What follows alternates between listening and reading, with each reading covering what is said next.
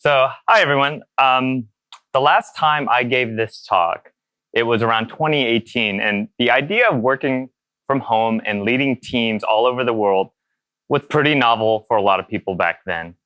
Then something happened to the world that made this talk way more relevant. COVID hit, right?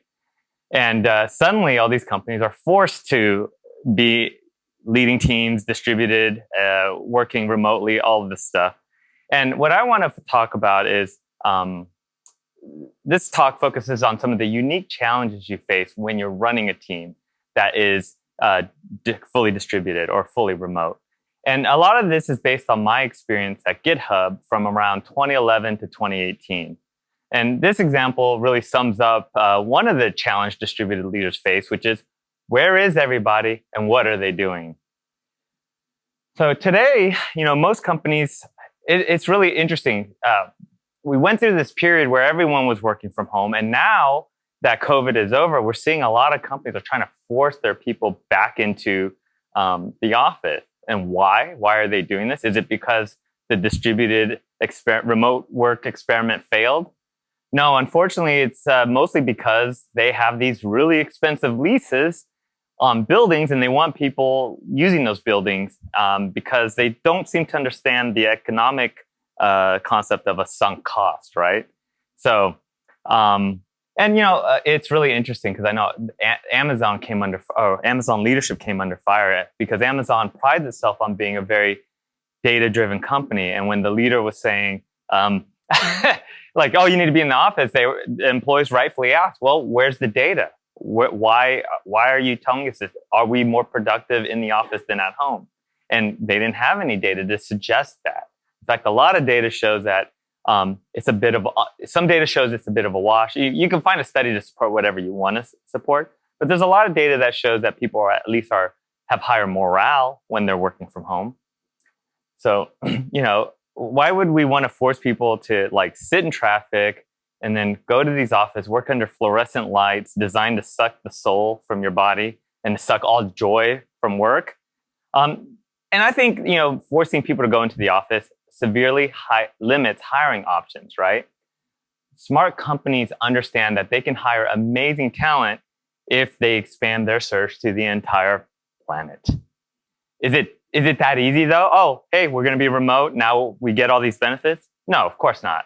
It takes planning and work to ensure that a team distributed across the planet will work well together and will be effective. So in this talk, like I mentioned, I'm going to share my experience on how to do that. But first, I like to talk about my favorite subject, me. So my name is Phil Haack, and I know what you're thinking. What a great name for a software developer, Phil. And I know some of you were in my previous talk and you heard that joke already, and that's just because I care about the environment and I recycle my jokes. And here you can see I'm on Twitter. I'm at Haack just about everywhere, Twitter, GitHub, Threads, whatever the newfangled things are now. And I keep a blog at haack.com. I haven't been writing as much as I used to lately. I'd like to get back into that. Almost 12 years ago, I joined GitHub. And this is a photo from that time. And you can see me right there. I was employee number 50. And I was looking through that time, trying to remember what was going on. And let me just do this. And it was really funny because I was I had written a blog post when I joined GitHub, and I was, not known for being involved in the Ruby community. People were like, "What are you going to GitHub for?" And in my offer letter, my title was literally Windows Badass. That was in my official offer letter. And, I write here, more specifically, I plan to help GitHub appeal to more developers who code for Windows and the .NET platform. I'd say mission accomplished.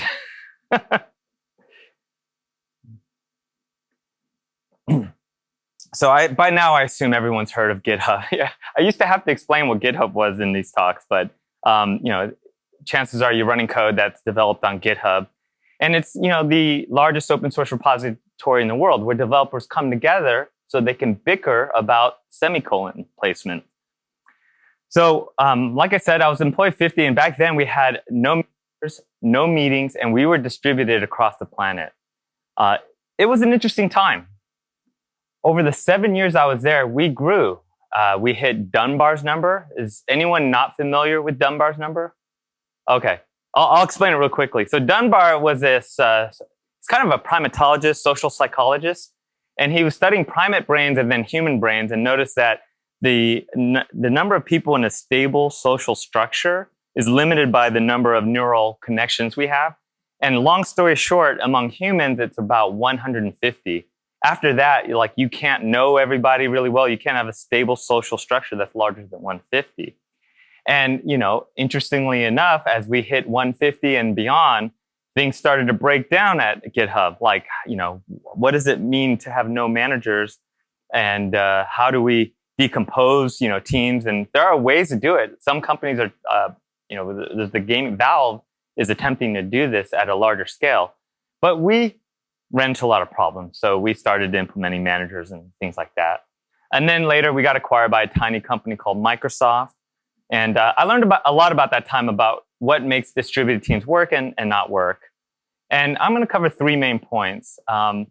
It's a challenge, I believe it's worth it, and then how to do it. And we'll spend most of the time on that last point.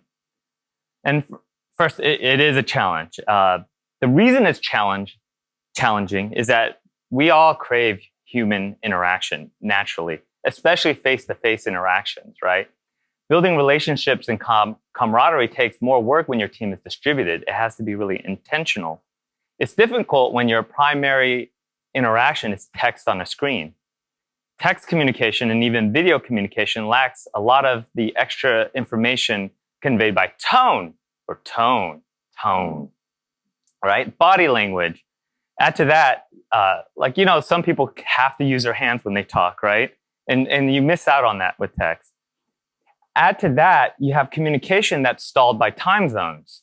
On one of my teams, I had people in the West Coast, like me in Washington, a couple in San Francisco, had a person in New York, a couple people in the UK, Sweden, Australia, and New Zealand. So, imagine trying to schedule a team meeting with that distribution around the globe. Coordination and rapid iteration can be really difficult when your people are not in the vicinity. So the question is it worth it? Yes, at least in my opinion. And for these main reasons, right? You have an expanded talent pool. I was in New Zealand at a conference giving a talk, and I met a couple Kiwis, and then later on I hired them. And they were amazing, right? And I would have never been able to hire them if we were only hiring in the US, right? Work around the clock. And by that, I don't mean that you individually work around the clock. That was the old way of doing things. What I mean is that there's always, when you have a distributed team, you can almost always have someone who's working in their normal work hours at around the clock, 24 hours a day, right? And that's really useful, especially when you deal with customers, a problem comes up in the middle of the night. Rather than waking someone up, we just ask the person in Australia to fix it. Or for you, I guess that would be ask the person in the US to fix it. Local points of contact and flexible work hours and holiday schedule. So I'm going to dig into each of these in turn. So this is an old slide. They didn't have a nice version of this updated. But in 2019, it was estimated there were 24 million professional software developers. Today, the Evans report says there's 26, but they predict by the end of 2024 that there's going to be 28.7 million developers. I looked on another site called Statista, and it says that Australia has 100,000 developers. And there's about 4.2 million developers in the United States. So this is how they're distributed, more or less. So if you're starting a company, and let's say you live in Alaska, I used to live in Alaska, and you have a pretty small pool of developers to pull from, assuming you only hire locally, the best person for your team may not live near you. And distributed teams have access to an expanded talent pool. I mentioned working around the clock. If your teams are spread across time zones, you get more coverage all day. We have a term like follow the sun on-call rotations. So when we were trying to support our systems, we would, as much as possible, use the follow the sun method so that somebody was always on call when the sun was up. And one of my favorite things was, let's say I was working on a really hard problem, and end of the day I hadn't solved it yet, but I knew that in Australia there's an expert on this, so I write up my findings, post it to, as a comment on a pull request, and then go to bed. And then in the morning, he or she or they would have solved it for me. And I love that. This was really helpful when digging into really gnarly bugs. And then, most of us often have to meet with customers or partner teams, internal or external, as part of our job. So if a customer in the UK really wants to meet folks from your team, that's a long flight for someone from the Americas or from here, but a short hop for someone else in Europe. And I'm learning everywhere is a long hop for Aussies, but it was just another incentive to have a distributed team. By spreading your team about the world, you have the opportunity to co-locate more of your stakeholders, and that can increase building stronger working relationships. Help everyone stay more in sync. Like instead of only meeting once a year, someone from your team could be meeting more often, right? And and you think about it, your customers are always distributed. So, how many times have you come back from a vacation only to have no idea, not only what did you miss while you were gone, that you didn't remember the context of what you're working on, right? It might even be something small. You go to the dentist's office and you miss an important ad hoc meeting. And the point of this is that most of the strategies for distributed teams also benefit people who, want to have flexible schedules, who want to take time off from work, or otherwise shift their working day to accommodate their personal life. If you're a new parent, you may want to shift your hours so you can spend time with your kids. Some co-located companies allow this already, but there's subtle pressure not to take advantage of it, right? A lot of companies had unlimited vacations, and they, GitHub used to have unlimited vacations, and we learned that people took less vacation because there's a social pressure not to take advantage of the benefit. And when you don't have some sort of context, people don't know what's an appropriate amount, right? But when you're working from home, there's no such pressure when you're rocking your pajamas to stay in front of the computer 9 to 5, right? Like if you need to run an errand, you just go run an errand because nobody's watching you. You're not living in a surveillance state, I hope. Although, I've heard some companies do have I've seen some companies build products where your laptop will monitor you while you're working from home. And I think that's so disgusting. Okay, anyways, I digress. So, the point is here that even in co-located teams, even when you're working in an office, people will take time off. You will forget what you were doing 6 months ago. New hires will start with zero context and need to ramp up quickly. And team members will want to disconnect outside of work. So figuring out how to work well asynchronously can make all of this easier. And importantly, getting good at working asynchronously will increase the strength of your execution ability of a team, regardless of whether it's distributed or not. So collaboration isn't just a distributed team problem. It's just that being distributed will surface those issues more quickly. And that's going to be a recurring theme in this talk. The idea that this helps all teams execute well. So even if you're not a distributed team, a lot of these things I'm going to talk about that help distributed teams apply for co-located teams and will make a co-located team better. But they're just almost like with co-located teams, you can kind of survive without doing these things because, you just, you paper over it by the fact that you're in person. But when you're a distributed team, if you don't do a lot of these things, you just can't function well. Yep. So let's say you're convinced, okay, distributed teams are worth the trouble. So how do you do it well? Well, we'll dig into a few challenges, strategies, and tactics. One challenge you're going to face is that if your team is spread across more and more time zones, synchronous communication becomes untenable. If you have team members on the other side of the planet, there's no good time to schedule a meeting, as I mentioned before. That doesn't force someone to attend the meeting at an inconvenient time, right? So there are 3 important principles to help manage time zone separation. Let's go through each of these one by one. So communication. Obviously, communication is important to every team, but some key tactics necessary for distributed teams. But guess what? They benefit all teams, right? I keep saying that. So let's start with the simple one. Who's received a message like this in chat? Yeah, never do this. It's cringe and not appropriate for work. But let's start with the more realistic work example. Hey, you around? So please never do this either, right? Don't impersonate me, but also never send a message without context. Why are you pinging this person? This is just noise. Include context so the recipient can respond meaningfully without you having to be there. Messages like this come from a place of synchronous communication, right? Like, oh, I expect them to be there and us to have a dialogue right then and there. But assume people are not around when you're asking them. So something like this is a better example. Hey, could you clarify what you meant when you said we should close issue number 1, 2, 3, right? And that's great because if that person is, on an errand in New Zealand, wherever, when they get to that message, they can respond without having to ask you for more clarification and creating more of these round trips. It's like reducing latency. A lot of principles of distributed systems apply to distributed teams. One of the most important lessons, and I was actually, when I left GitHub, I was creating a product for fun that was trying to solve this problem, and I was shocked at how companies don't write things down.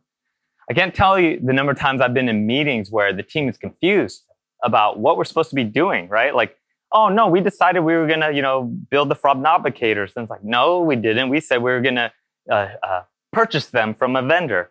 Things like that, right? Because we didn't write down the plan. And there's no better way to ensure that people are on the same page than to write down the plan. And it helps people who weren't in attendance when that decision was made. And obviously, it helps you when you come back to review that decision later when things are written down. And my favorite thing is to use a format that's easily diffed. So I use GitHub, for just about everything and writing Markdown text in a GitHub repo. And Markdown formatting, it's limited. Like a lot of people are like, oh, but I'd rather use Word because I can then use all fonts and this and that. But the important thing here is that the focus should be on the content in the first place. And secondly, is that like when you make a change to the plan, someone can look at the diff and see, oh, these are the changes we decided upon. On the teams that I've always run, we would encourage people to write decisions down as a pull request to a repository. And then we'd have a time box amount of time for people to add comments, tweak it. And then when it was merged, that meant that we had decided that was the plan of record. And of course, you could change it even after the fact. But it was a nice way for us to get people involved in the decision making. And it gives people an opportunity to chime in if there's confusion or disagreement. I like this one. Everything should have a URL, which was ironically an unwritten mantra at GitHub for a long time until one of my colleagues, Ben Balter, wrote this blog post. And this kind of goes hand in hand with the previous post. Okay, great. You wrote something down. Is it stuck in an email that nobody can find? Because we know email search still sucks to this day. Or is it at a URL that everyone who needs to know can access? And a URL is just a great way of sharing the written record. All right. And then, err on the side of transparency. So a key thing here is having a URL doesn't imply a free-for-all, right? You can and should control the scope in which it's shared. Not every decision needs to be shared with everybody in the entire company. And in fact, if it is, that creates so much noise that you might as well keep it opaque.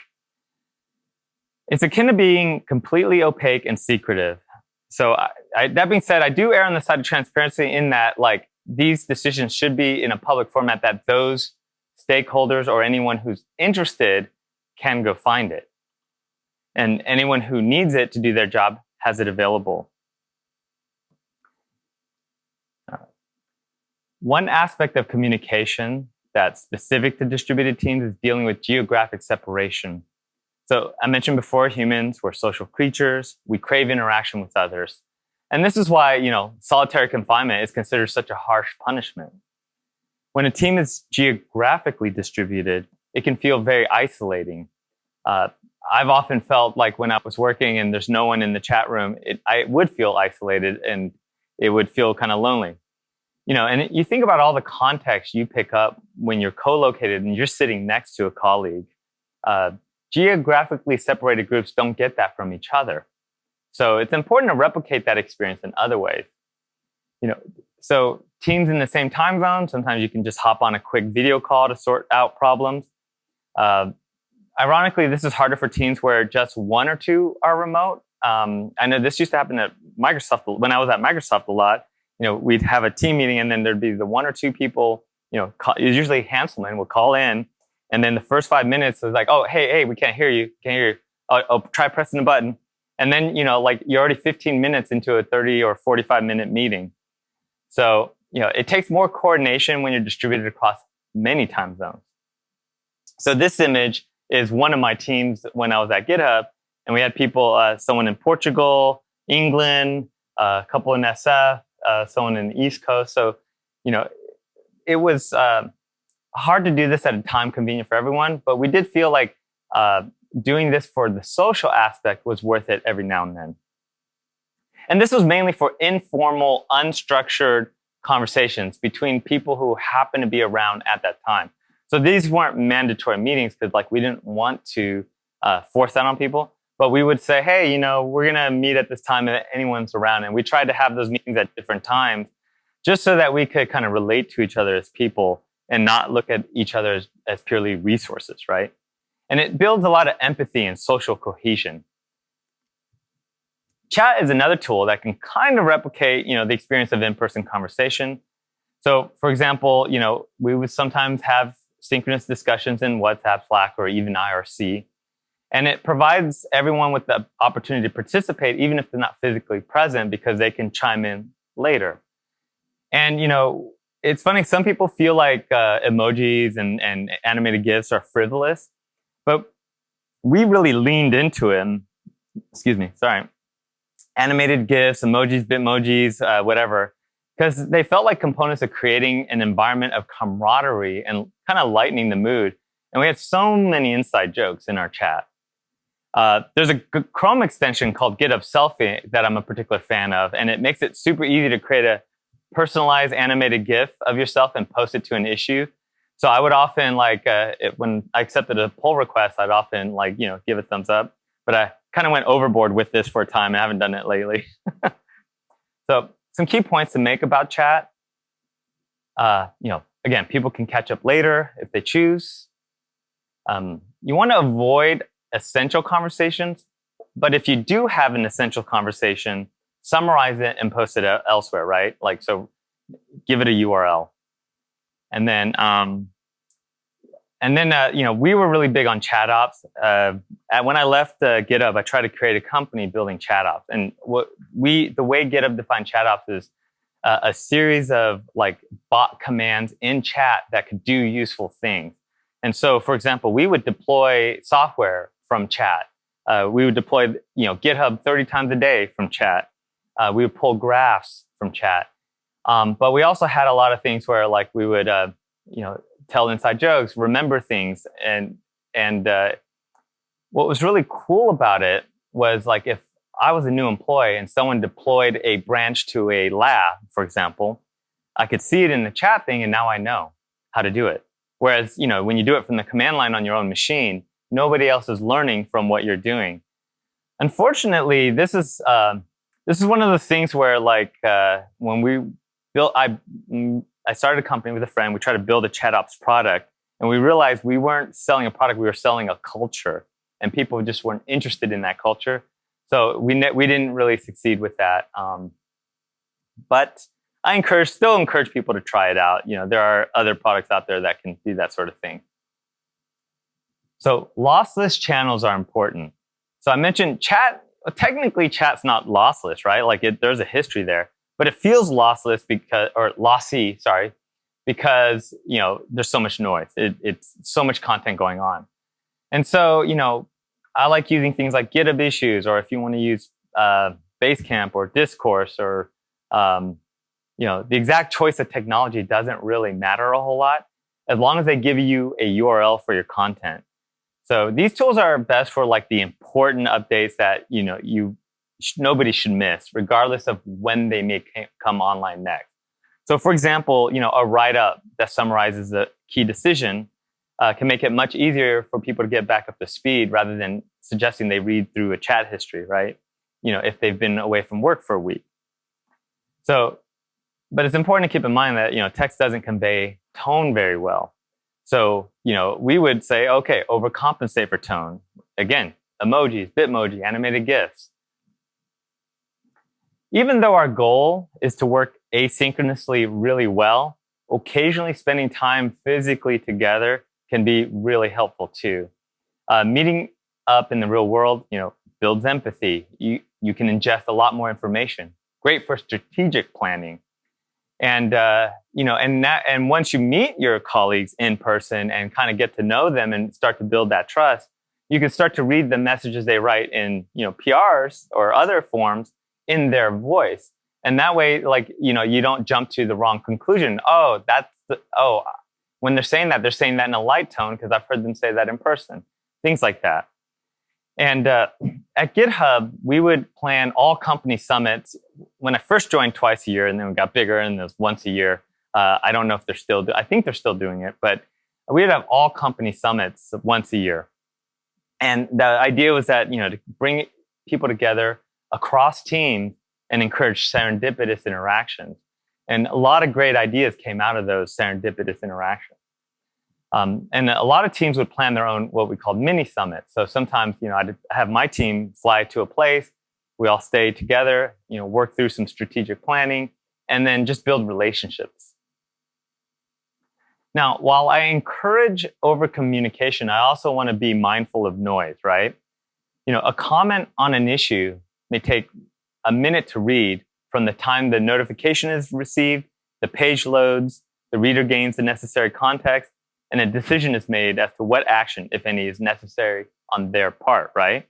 So if 60 people are subscribed to the thread, you've just spent an hour of your company's collective time. If your comment is long and rambling, perhaps more. Probably remember, many of you, if you've gone to college or high school, or I don't know if you call it high school or secondary school, there's always that person who is in the front row who would raise their hand every moment that they could get, not to ask a question, but to make a comment about what the instructor said, right? A comment that didn't really add anything to the discussion because they felt that they had to comment on everything. Yeah, don't be that person, right? We all know this type of person, commenter. Just because you're capable, so here's an example where I wrote a comment and then we have Roy here saying, have you tried turning it on and off again, right? Just because you're capable of expressing an opinion on everything doesn't mean you should. And this was actually early in GitHub. This is often a problem where because we did everything in the open, every discussion had a bunch of people piled on, many of whom who were not subject matter experts, but just wanted to express their opinion. And so, I encouraged people does your comment add anything new? And important. Does the issue affect you or your team? Do you have particular expertise on the topic? Do you have enough context on the topic to weigh in? And are you willing to follow through as necessary to back up your comment? And will your comment help this discussion move closer to a resolution, right? These are all the things to factor in before replying. And when you do, keep it brief, remove unnecessary words. An extra second of editing by you could save hours, combined for all the readers of the issue. And so this is what I mean when I say be mindful of noise. Respect the time and attention of your audience. All right. So avoid synchronization points. So I mentioned earlier, there's a lot of principles of distributed systems applied to distributed work, right? So synchronization points, just like in concurrent programming, should be avoided as much as possible. Sometimes it can't be helped, right? But humans have a high context switching cost. Every meeting means 2 context switches, one at the beginning, one at the end. Time zones make available meeting times in short supply, right? So California and the UK are 8 hours apart, which means there may be 1 to 2 hours each day that are convenient. One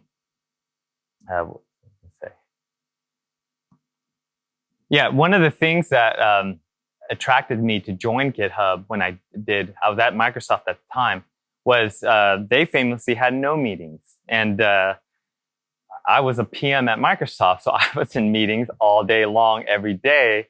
And somehow I was supposed to also do productive work outside of that meeting time. And I thought, oh, I'd love to join a company that thinks meetings are bullshit. So I did. Some locations are worse. Yeah, at some point, one or more people have to decide between the opportunity to participate and their own work-life balance. And this is kind of a false dichotomy and unsustainable for the individual and the team.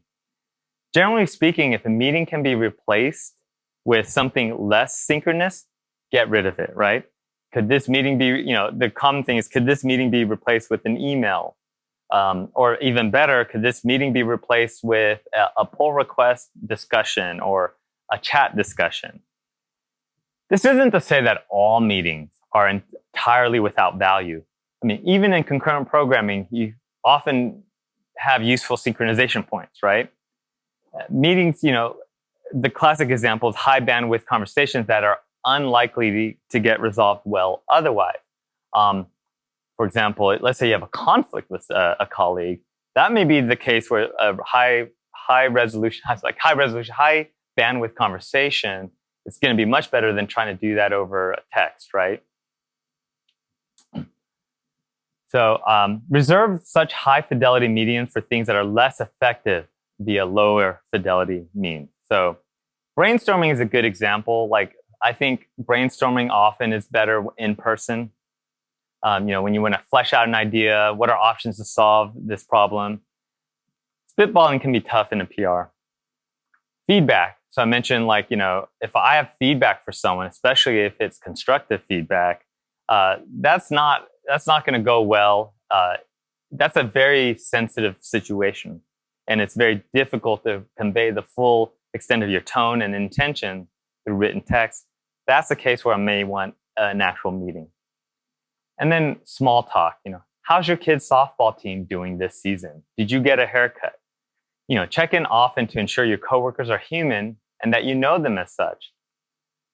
Speaking of small talk, it often gets a bad rap, right? People are like, oh, I think small talk is bullshit. I just want just the facts, But I stand here in defense of small talk, not the programming language, but the social practice.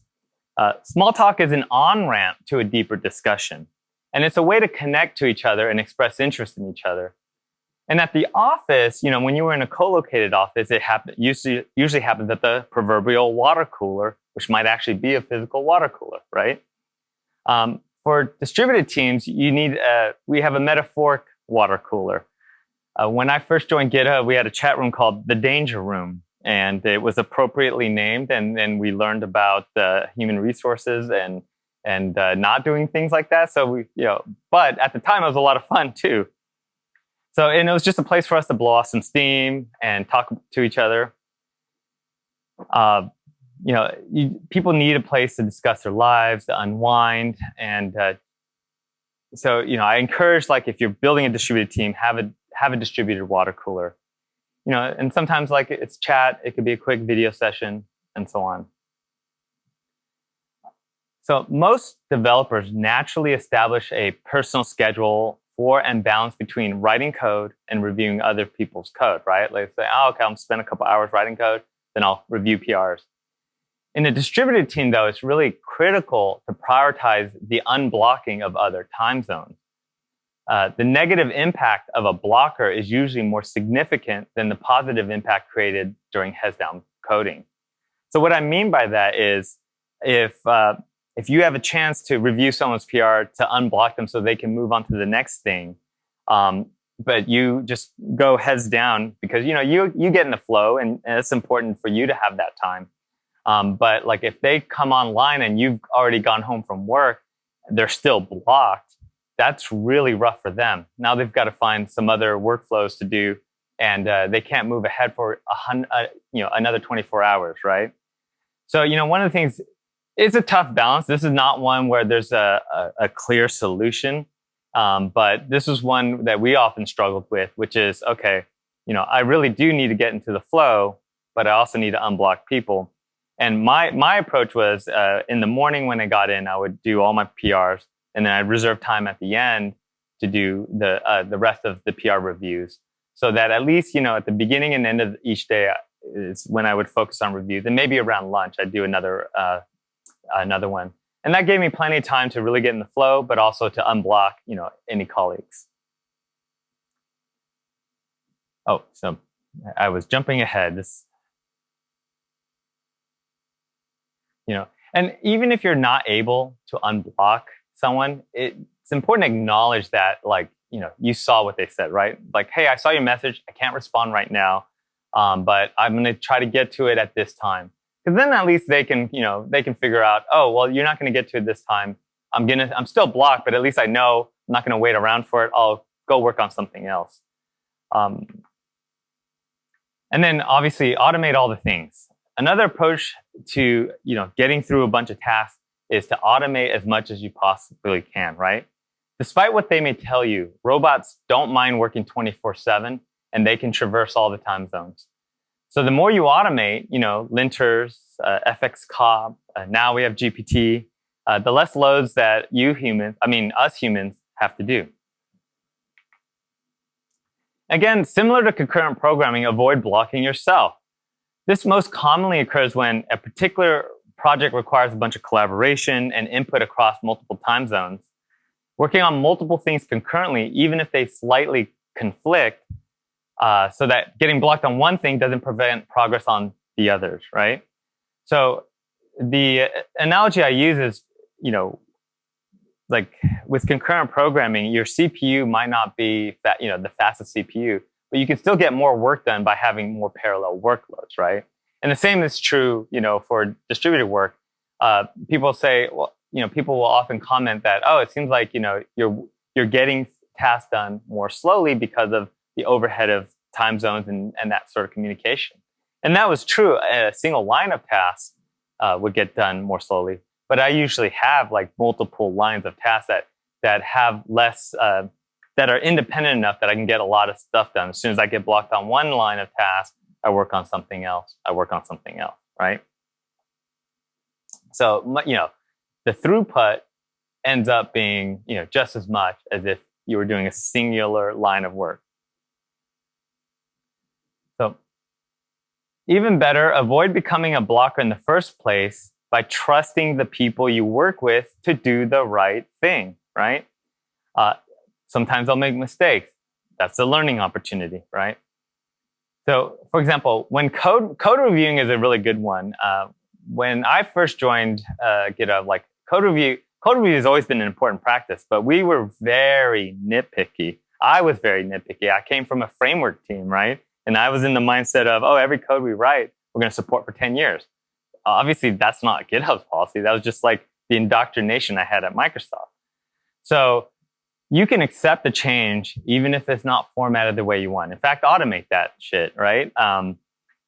Even if you have concerns, sometimes you can accept the change if those concerns don't seem like a high probability of being disastrous, right? Or you accept the change but say, hey, I think you should fix this before we deploy this. Things like that.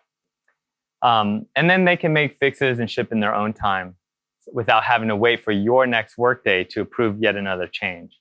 So, and this is one of those things that for some people feels like heresy, like, oh no, everything has to be absolutely approved. But it's a risk reward mentality, right? You can say, okay, I'm going to accept this pull request, but you need to change this before you ship it, and I'm going to trust you to do that. Things like that. Even if you do all these things religiously, maintaining a healthy work-life balance can be an ongoing struggle in a distributed team. It's essential, especially if you're the leader, to set expectations with the rest of your team about when you're available so that work happening elsewhere doesn't pressure you into working too much yourself, right? And you can use features like, chat features like Do Not Disturb, can make this easier to signal and enforce.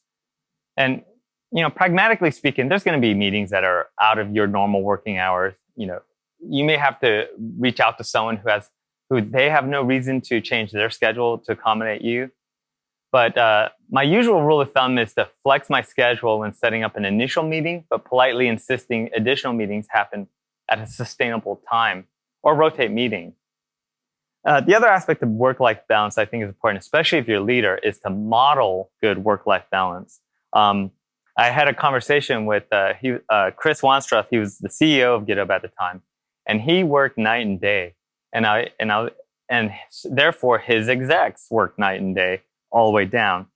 And I was asking him about it, and he didn't want people working so hard, like ridiculously hard, long hours. And I said, well, you seem to be working all the time. And that's setting an example that's your expectation. He's like, well, I like to work, but I don't expect others to work this way. And so I suggested, well, when you're working beyond the hours you would want others to, just be quiet. Submit those PRs in the morning. And, so even if you like to work, setting the expectation, what you communicate about how you work is going to set expectations for people below you. And it's really important to model good behavior. Take your vacations, for example. I suggested him take a vacation and work on your vacation. I don't care as long as nobody knows you're working on your vacation. But take those vacations so that other people know they can take vacations. A question that often comes up is how do you make decisions in such an environment, like a distributed environment? And in a co-located team, you typically round up a bunch of people, lock the exits, and you keep them in a meeting until they break and a decision is made, right? That's the old model. For distributed teams and a healthy co-located team, a few tactics come in real handy. First, I'm a big fan of decision-making frameworks. So two that come to mind that are probably most popular is RACI, R-A-C-I, or DACI, D-A-C-I. And there's nothing magical about them. They just provide a nice structure for clearly defining the problem to be solved, along with the stakeholders involved and their specific roles. So I'll go through RACI. This is the one that I'm more familiar with. So we start with, responsible. The R stands for responsible. Who is responsible for completing this task? Who is the responsible party? And this is the person that's going to drive the process. They're going to identify and corral the stakeholders, and then they're going to drive the decision. And then there's accountable. This person delegates the work and is the last one to review the task or deliverable before it's deemed complete. So often this might be like the executive, right? At Microsoft, like the responsible party would often be a program manager. The accountable would probably be like the executive. And then you have consulted. Who do we need to consult? Well, we need some security folks on this. I hope you have security folks that you work with. Or we need internationalization folks and so on, right? All the different experts that you're going to need to consult, but this is not their responsibility. And then there's informed. Who do you need to keep in the loop? This is often, other execs or partner teams, just the folks that need to be kept in the loop. Here's DACI. This is similar. Driver, approver, contributors, and informed. So it's just kind of a similar framework. So even if you're using one or the other, building consensus asynchronously is still difficult. One of the challenges that you often see is what's called the bystander effect or bystander apathy. And this is a social psychological claim that individuals are less likely to help a victim when others are present. The greater the number of the bystanders, the less likely it is that one of them will stop to help. And there's a famous, I don't know if it's been debunked a little bit, but the idea that like someone was yelling and nobody stopped to help. But there is an element of like, if nobody feels responsible, nobody jumps in, right? The ambiguity of the situation, the diffusion of responsibility, and the cohesiveness of the group all play into this effect. So like the bystander effect, open-ended questions like, what should we do to solve this in the future? Asked, through an asynchronous means, often fall flat, right? No action's taken because, everyone's looking, okay, someone else is probably going to answer this question. It's such an open-ended, ambiguous question. So people are much more willing to chime in if they disagree with something concrete, right? So instead of asking an open-ended question, assert a direction. Hey, we should go that way. And then ask for feedback on it. So nothing like being wrong on the internet to get people to comment on your blog, right? So obviously ask for feedback. Hey, we want to go this way. Does that sound good? Are we solving the right problem? But ultimately, one person has to have the authority to make that decision and follow through. And it should usually be the person who feels strongest about what the correct direction is. Now, this doesn't work for all organizational types. If you're a representative democracy, trade union, or open source foundation, there's a bit more upfront legwork involved in making decisions. And then alignment. In order to scale decision-making, people need to know how to align to the needs of the company. And this is an important one.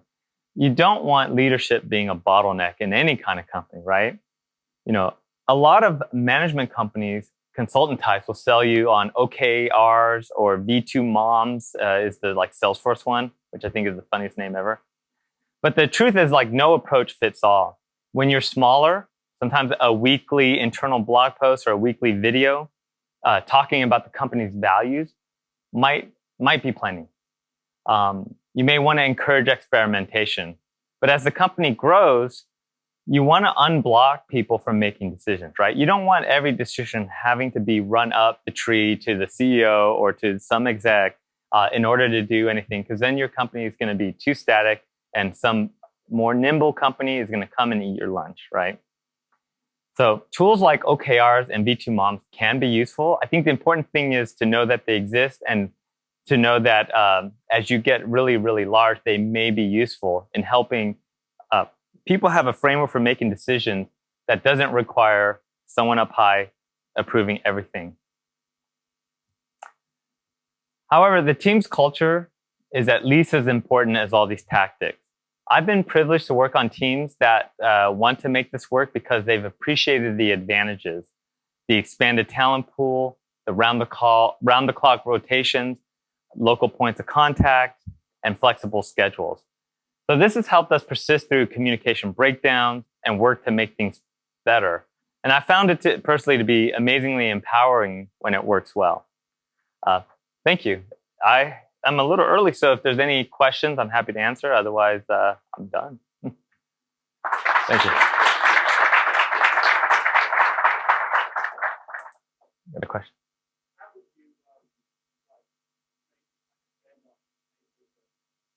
Okay, so the question is, how would you make a stand-up asynchronous?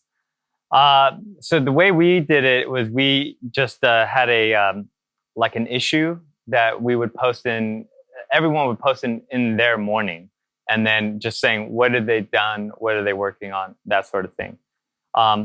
In my last company, most of us were in the same time zone, so we actually just did a Zoom meeting. I'm very clear to say one size doesn't fit all.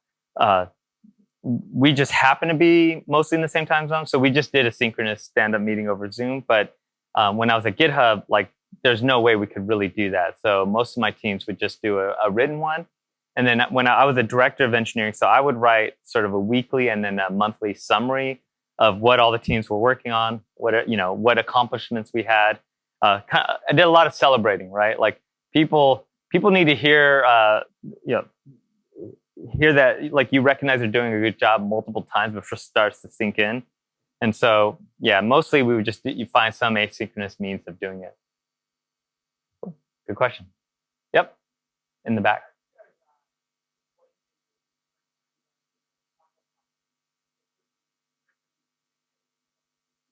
Okay, yeah. So the question is, how would you support someone who's stuck on something that couldn't easily be asynchronously communicated away? Well, we would schedule a meeting, right?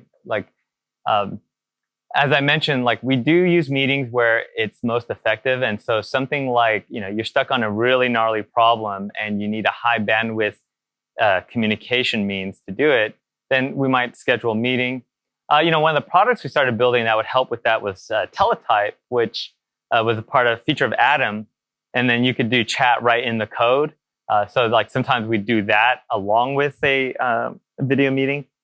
Teletype now, Atom is pretty much gone nowadays, but Visual Studio Code has a feature that's similar called Live Share. It's really funny. They released it the same day we released Teletype, and I was very angry. Like, how did they do it? But ours was better because we used CRDTs and they were using operational transforms, but nobody really cares.